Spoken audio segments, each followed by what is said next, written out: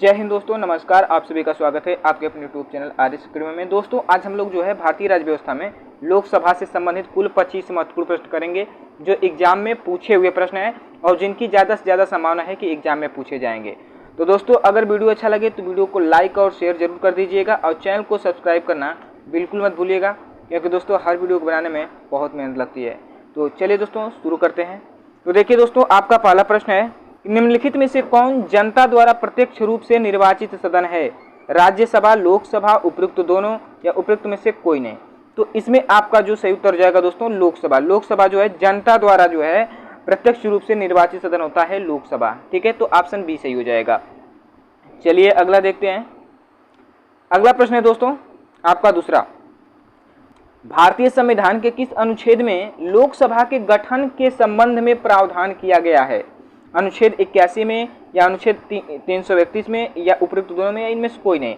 तो इसमें आपका सही उत्तर हो जाएगा दोस्तों उपयुक्त दोनों में। अनुच्छेद 81 और अनुच्छेद 331 दोनों में किया गया है। ठीक है, चलिए आगे देखते हैं। तो आपका तीसरा प्रश्न है दोस्तों, मूल संविधान में लोकसभा के सदस्यों की संख्या कितनी निर्धारित की गई थी? 500, 510, 520 या 525?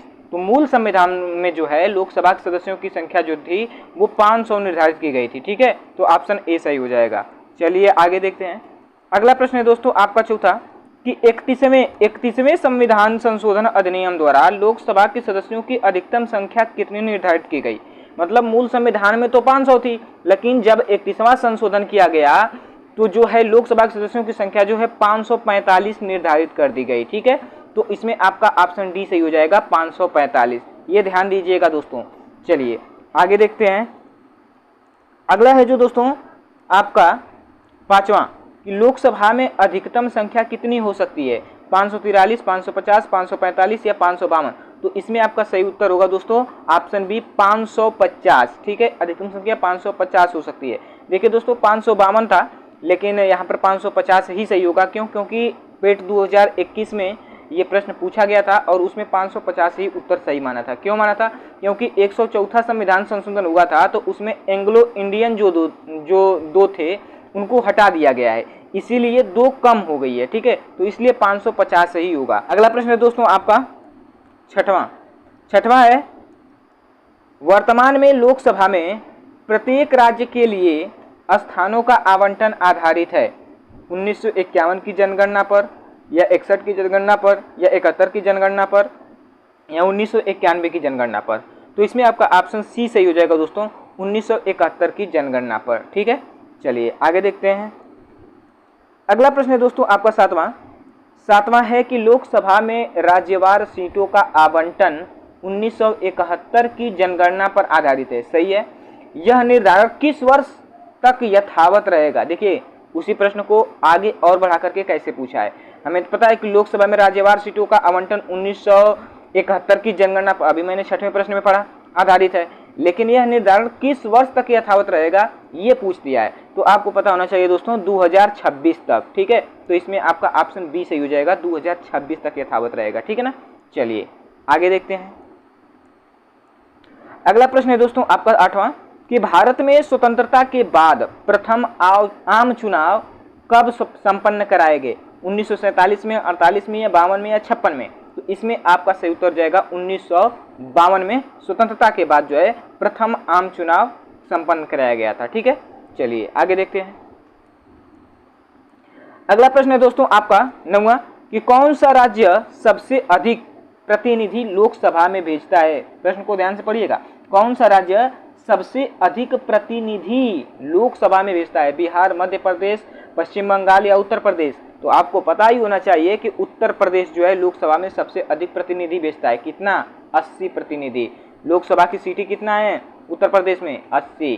ठीक है ना, सबसे अधिक प्रतिनिधि लोकसभा में यही भेजता है उत्तर प्रदेश राज्य। ठीक है ना, तो ऑप्शन डी सही हो जाएगा। चलिए आगे देखते हैं। हाँ, थोड़ा सा यहाँ पर और ध्यान दे लीजिए। पश्चिम बंगाल में जो कितनी सीटें हैं? पश्चिम बंगाल में दोस्तों यहाँ पर 42 सीटें हैं। ठीक है, लोकसभा की 42। और मध्य प्रदेश में, मध्य प्रदेश का तो हमें याद नहीं है अभी। बिहार में जो है 40 हैं। ठीक है ना, बिहार में जो है 40 है। मध्य प्रदेश का याद नहीं आ रहा है कितना होगा। तो यहाँ पर ध्यान दीजिएगा, बिहार में 40 लोकसभा की सीटें हैं और पश्चिम बंगाल में 42 हैं और उत्तर प्रदेश में 80 सीटें हैं। ठीक है ना, चलिए आगे देखते हैं। अगला है दोस्तों आपका 10वां है कि लोकसभा का चुनाव लड़ने के लिए इच्छुक व्यक्ति की न्यूनतम आयु होनी चाहिए 21 वर्ष, 25 वर्ष, 30 वर्ष या 35 वर्ष। तो 25 वर्ष, इसमें ऑप्शन बी सही हो जाएगा कि लोकसभा का चुनाव लड़ने के लिए न्यूनतम आयु जो है व्यक्ति की 25 वर्ष होनी चाहिए। ठीक है, चलिए आगे देखते हैं। अगला प्रश्न दोस्तों आपका 11वां कि लोकसभा के किसी सदस्य की सदस्यता कितने दिनों तक लगातार अनुपस्थित रहने पर समाप्त हो जाती है। तो हमें पता है कि 60 दिन तक अगर बिना बिताए अनुपस्थित रहता है तो उसकी जो है सदस्यता जो है वो समाप्त हो जाती है। लेकिन यहाँ पर 60 दिन नहीं दिया है, महीना दिया है, तो हमें पता है कि 60 दिन में 2 महीना होता है, तो इसमें आपका ऑप्शन बी ए सही हो जाएगा, 2 माह। ठीक है, चलिए आगे देखते हैं। अगला है दोस्तों आपका 12वां है कि लोकसभा सदस्य अपना त्याग पत्र किसको देते हैं। प्रधानमंत्री को, राष्ट्रपति को, लोकसभा अध्यक्ष को या संसदीय मामलों के मंत्री को। तो इसमें जो है ऑप्शन सी सही हो जाएगा, लोकसभा के अध्यक्ष को जो है लोकसभा सदस्य अपना त्याग पत्र देते हैं। ठीक है, तो ऑप्शन सी सही हो जाएगा। चलिए आगे देखते हैं।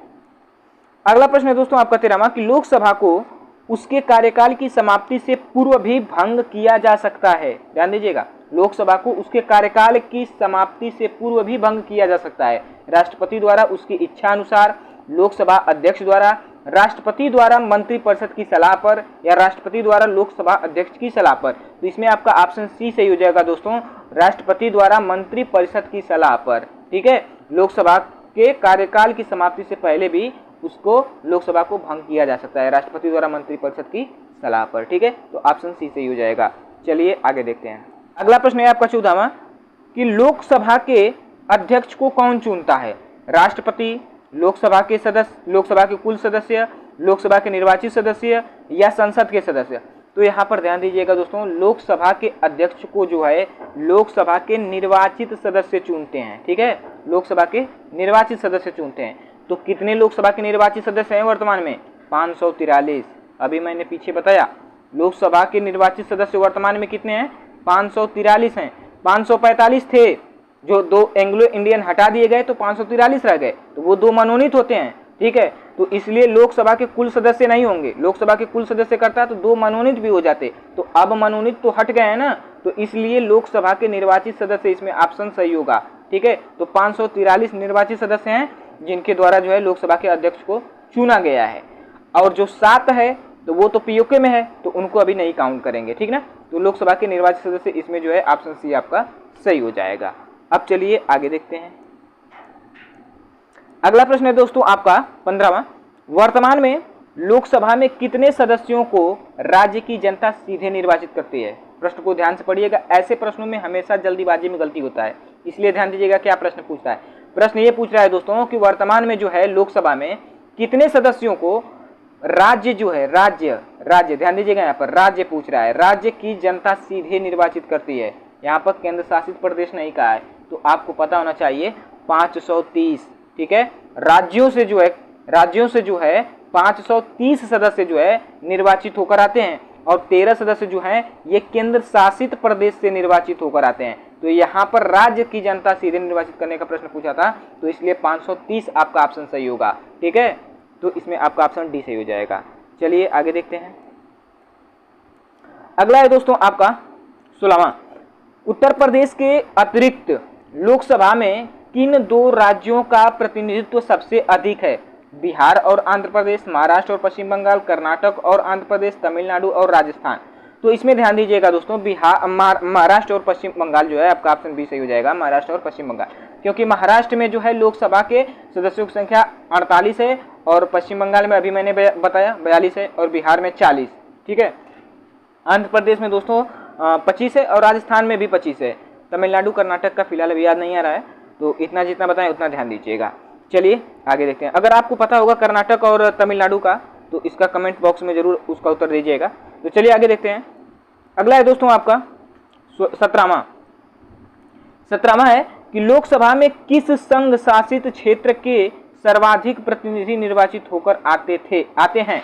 ध्यान दीजिएगा, यहाँ पर है लोकसभा में किस संघ शासित क्षेत्र के सर्वाधिक प्रतिनिधि निर्वाचित होकर आते हैं। दिल्ली के, पुडुचेरी के, लक्षद्वीप के या चंडीगढ़ के। तो इसमें आपको अनुमान लगाकर भी इसको किया जा सकता है कि दिल्ली ही इसमें सही होगा, क्योंकि दिल्ली जितने केंद्र शासित प्रदेश हैं, दिल्ली ही की जनसंख्या सबसे अधिक है। तो 13 जो है केंद्र शासित प्रदेश से, संघ शासित प्रदेश से निर्वाचित होकर आते हैं। तो दिल्ली से सर्वाधिक, 13 में से भी दिल्ली से सर्वाधिक निर्वाचित होकर आते हैं। कितने आते हैं? 7 आते हैं। 7 सदस्य जो है दिल्ली से निर्वाचित होकर आते हैं लोकसभा के, ठीक है। तो यहाँ पर ऑप्शन ए आपका सही हो जाएगा, दिल्ली। अब चलिए आगे देखते हैं। अगला प्रश्न है दोस्तों आपका 18वां कि लोकसभा का सामान्यतः कार्यकाल कितने वर्ष का होता है। तो सभी लोगों को पता होगा 5 वर्ष का, तो ऑप्शन बी सही हो जाएगा, 5 वर्ष का। लोकसभा का सामान्यतः कार्यकाल 5 वर्ष का होता है। हर 5 साल बाद जो है लोकसभा का चुनाव होता है, जो अब 2024 में होने वाला है, ठीक है, अगला चुनाव। चलिए आगे देखते हैं। 19वां है आपका, 19वां है आपातकाल के दौरान संसद लोकसभा का कार्यकाल एक बार में कितने समय के लिए बढ़ा सकती है।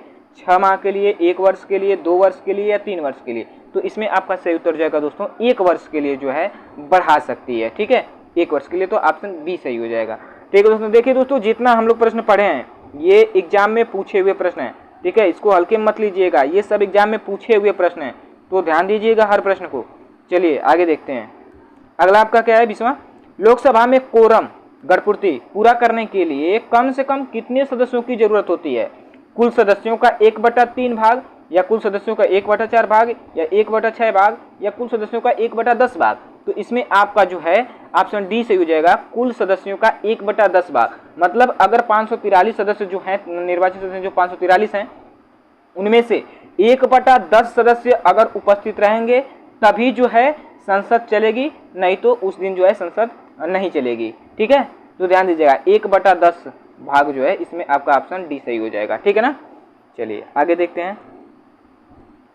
अगला आपका है दोस्तों 21वां है कि लोकसभा का नेता कौन होता है। राष्ट्रपति, प्रधानमंत्री, लोकसभा अध्यक्ष या इनमें से कोई नहीं। तो लोकसभा का जो नेता होता है वो प्रधानमंत्री होता है कि नहीं, लोकसभा का नेता।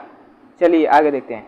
अगला आपका क्या है, अगला है दोस्तों 22वां कि लोकसभा या विधानसभा के निर्वाचन में एक उम्मीदवार अपनी जमानत राशि खो देगा अगर उसे कुल वैध मतों का 1/5 से कम मत प्राप्त हो, 1/7 से कम मत प्राप्त हो, या 1/6 से कम मत प्राप्त हो, या इनमें से कोई नहीं।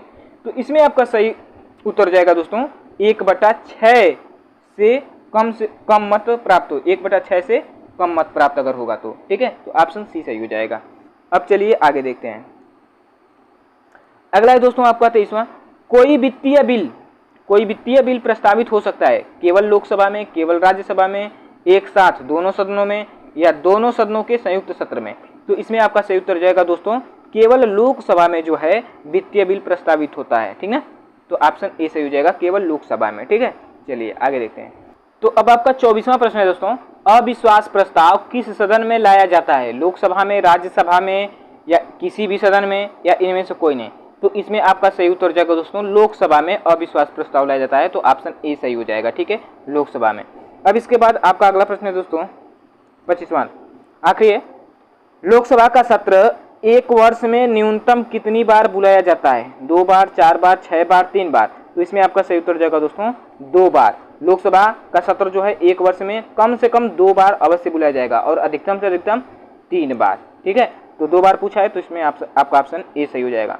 तो दोस्तों वीडियो कैसा लगा, अगर वीडियो अच्छा लगा होगा तो वीडियो को लाइक और शेयर जरूर कर दीजिएगा, और चैनल को सब्सक्राइब करना बिल्कुल मत भूलिएगा दोस्तों, क्योंकि हर वीडियो बनाने में बहुत मेहनत लगती है। तो चलिए दोस्तों, ऐसे ही वीडियो के साथ मिलते रहेंगे। तो मिलते हैं अगले वीडियो में। जय हिंद।